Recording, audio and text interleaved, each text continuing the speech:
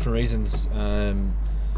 When this is moving around at speed, if we have our weight on our heels or pressure on our heels, well, then it's going to move to the balance point, which is the balls arches of your feet. Okay. So this potentially could move around, Okay. especially with a longer golf club in Yep. here, and you're trying to get out of the way yourself essentially the whole time. Yep. So if I go here, get you to move, there's a bit of stuff going on. Yep. Okay, you're sort of rocking back and going forwards, and there's a bit going on there at the moment. So, from as we start to look at some different stuff, you notice that it's moving around quite a bit. Yeah. It's trying to sort of counterbalance the whole time.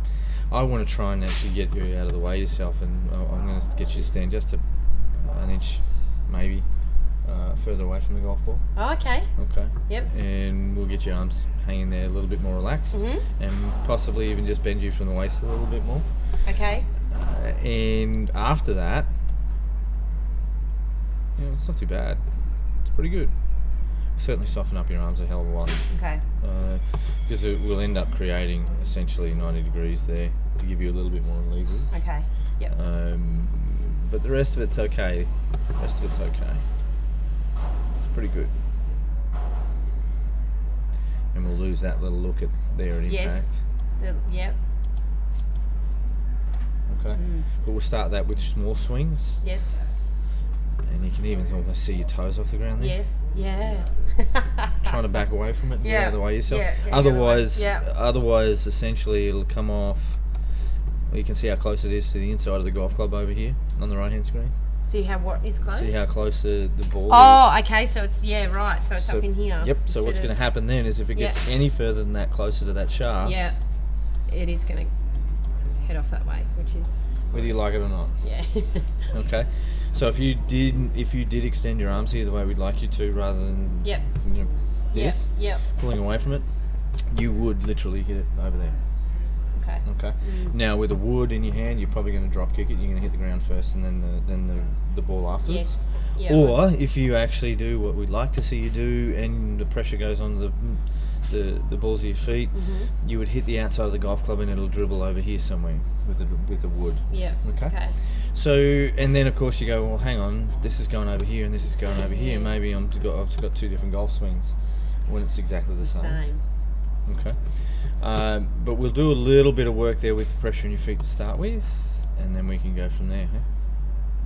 And then you can see yourself sort of a little off balance there. Yeah. Rather than still being over there. Yeah. And that's only because you've had to pull up and out of it to make contact with the golf ball. Now, that's the good one. Okay. Yep. Yep. So it's not going to change. Yeah. It's going to change millimeters in where you contact the ground and the ball itself. Yeah. And the club face. But the actual motion itself is not going to change it right now. Okay. So we don't want to rely on hand-eye coordination. Right. We've got no interest in that whatsoever. I want good mechanics, and then the hand-eye coordination thing is shaping it around trees and hitting low shots and visually underneath trees and those types of things. That's the hand-eye coordination thing. Yeah. Okay. But at this point in time, no. Yeah. I want decent mechanics that you can repeat it. Then you can move it as quickly as you want it. So to give you some indication, the machine, the robot that hits and tests golf balls and golf clubs, it doesn't matter whether it's 20 miles an hour or 220 miles an hour, it's going to make contact with it. Yeah. So if we're capable of swinging it quicker, which you are, I don't want to take that away from you. Yep. Because you're going to be trying to manipulate it all day. Yep. Okay. No, I don't want that. No. Okay. Does that make sense? Yes. All right. So we'll just give you a couple of drills, just to get you the feeling of what should happen. Okay. And then we'll get you hitting little pitch shots to start with, to get you understanding what that feels like at impact and whatnot. And then we'll unleash the fury. Okay. Okay. Any questions?